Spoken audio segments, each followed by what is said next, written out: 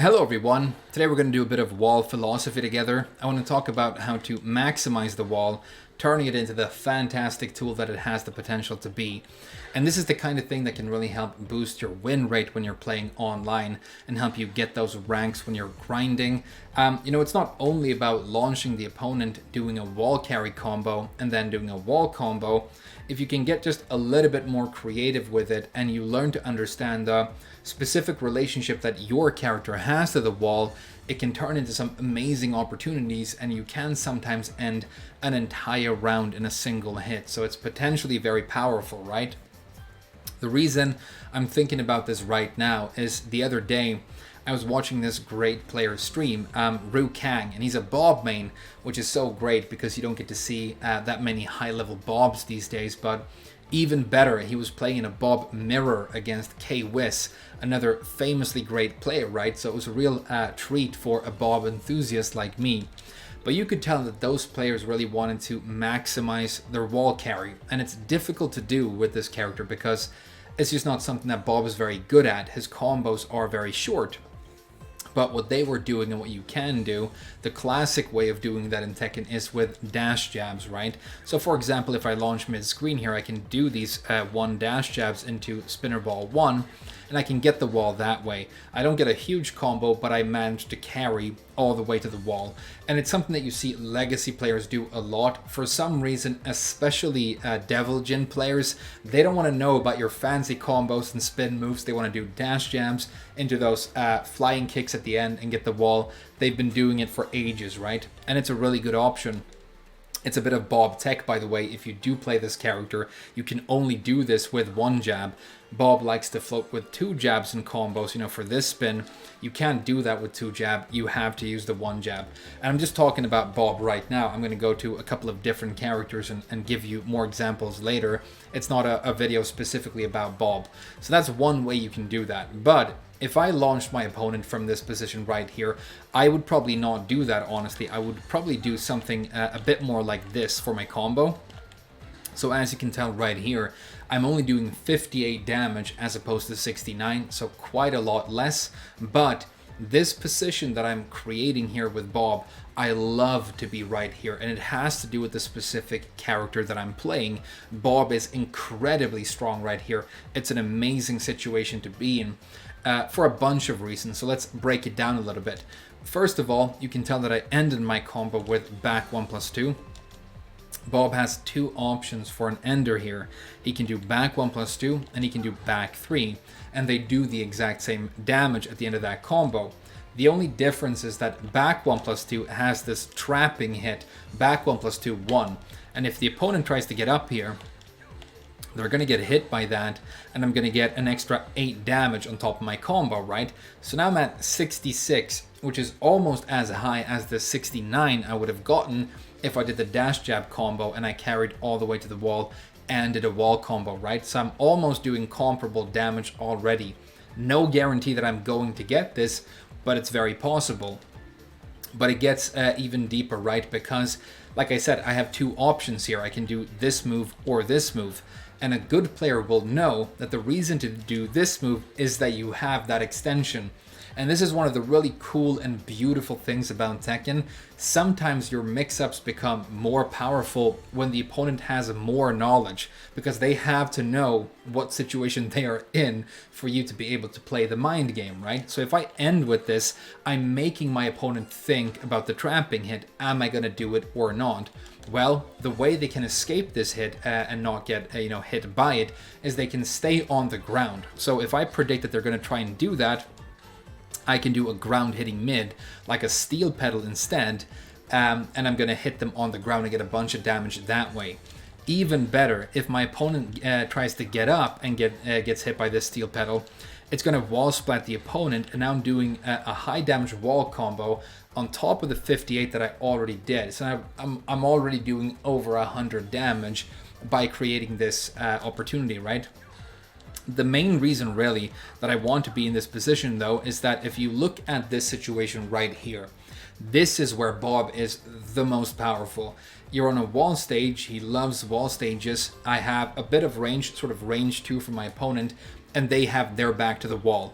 Bob is not necessarily a super high tier character, but when he's in this position right here, he becomes a complete monster. This is where he is at his absolute strongest, because Kazuya can do a bunch of fast pokes here that won't reach me, they will whiff, but I can reach him with the most powerful moves that I have, and one of them is the best move in my entire move list in my opinion, the headbutt, right? And if I connect with that, I'm gonna get an insane amount of damage on top of the 58 damage combo that I already did. So for example, if Kazuya does a get up kick in that position and it whiffs, I can even, you know, do a little bit of a backdash and create that opportunity a bit more. I can get a bunch of damage here, and it happens all the time. If I block a get up kick, you know, I have 12 frame wall splats for a full wall combo, and I can even, with a bit of space here, I can show them a crouch dash, and I can do it slow enough that they have the time to react to it. The reason I want them to see the crouch dash is I want to represent and threaten the hell sweep, but I'm not going to do the hell sweep necessarily. I'm probably going to let them think I'm going to do a hell sweep, and then I'm going to do the 1+2 instead, and I'm going to do a wall bounce move and get a big wall combo, right? So as you can see, there are all these different mix-up opportunities that can happen because I ended my combo in a different way. And I'm definitely not saying that using dash jabs and getting the wall is a worse option here. It's a fantastic option. It's a great thing you can do. But you can do many different things, create many different opportunities, and it's very important in Tekken always to do different things all the time, because it means that the opponent can never be comfortable on defense. And you lose a lot of matches that way, you know. You do the same thing over and over, and you end up becoming predictable, right? Let's talk about a couple more characters. We can talk about another one of my main characters, Zafina, who has some fantastic wall game. And really, when it comes to the wall, I think the name of the game is really Oki. That's where most of the power is locked in, right? So Zafina has a good wall carry. It's not super fantastic, but it's way better than Bob's. When she launches from mid-screen here, she can do her standard combo and always get the wall anyway. So the standard combo is going to look like this pretty much always. And then if I want to get my damage, I can do a wall combo like this, getting the 50% scaling on that final hit for 10, which you always want. And I get 83 damage, which is pretty high, right? So that is the typical combo you would do for damage here. But something that you see me do a lot in my gameplay and that I love to do here is, again, I sacrifice a bit of damage by doing a wall combo like this. I do a delayed Scarecrow 3 here, again for the 50% scaling for 74, but now I am in a position to apply pretty much one of the most powerful Oki situations in this entire game, in my opinion, because I've got advantage, I'm in Scarecrow, the wall is preventing my opponent from escaping Scarecrow backwards, and I can use Scarecrow 1+2, which is mid. It's plus on block, which is huge if the opponent gets up and blocks it, because I get advantage and a mix-up at the wall that they can't escape. But this move also hits grounded, so it's 28 damage unscaled, 80% for, you know, floor scaling, so that's going to do an extra 22 damage on top of the 74 that I already did. So I have the potential to do a bunch more damage here by sacrificing a bit more damage in my initial combo, right? Even better, if my opponent does get up and block here in this position, and you know, it's plus on block like I said, I can mix with advantage, and I can do my 13 frame mid wall splatting move, and then I can do an entire wall combo on top of that for an extra 61. Or maybe even better, I go back into the exact same Scarecrow situation again, and I keep doing it. Maybe I do the 1+2 again. Maybe I think my opponent has seen it one time now, so I'm going to mix up my option and I start doing lows. Maybe I do this low into a plus on block high, and I create another mix-up opportunity that way. And you can make these things cascade, but it's going to come down to the specific character that you're playing, right?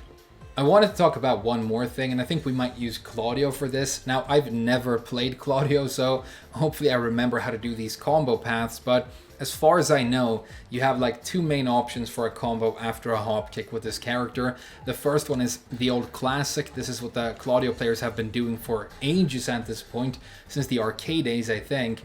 It's only 58 damage, which is not that much anymore, but you do get Starburst, which is really cool, you know, character specific mechanic that you really want to worry about when you play Claudio. The Oki situation is kind of weird, right?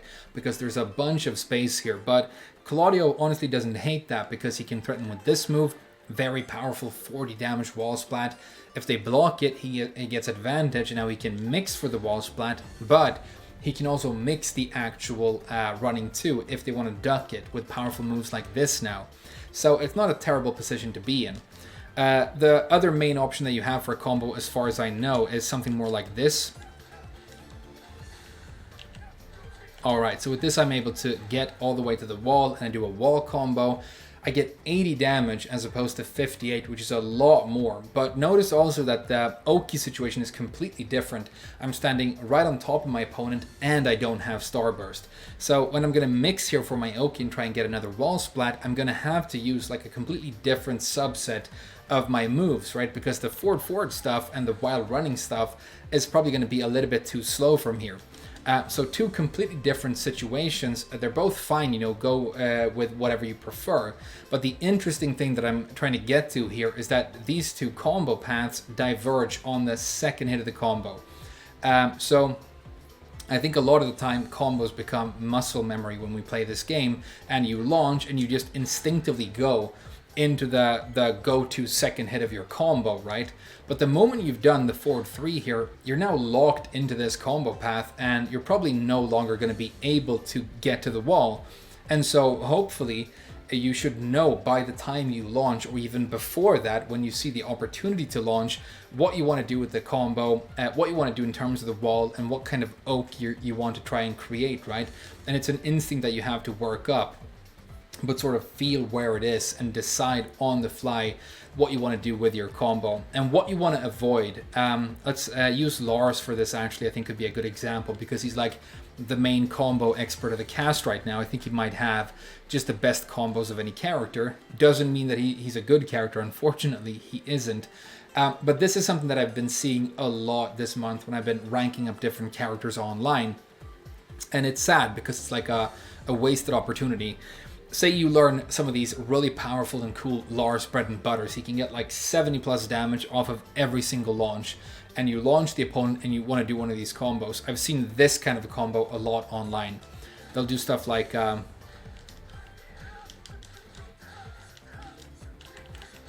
So that's not even the entire combo for Lars, but as you can tell, I'm going into my high damage open air bread and butter, but because of the wall, it's going to end mid combo at the spin move for only 64 damage, which is still kind of big because Lars's combos are so great.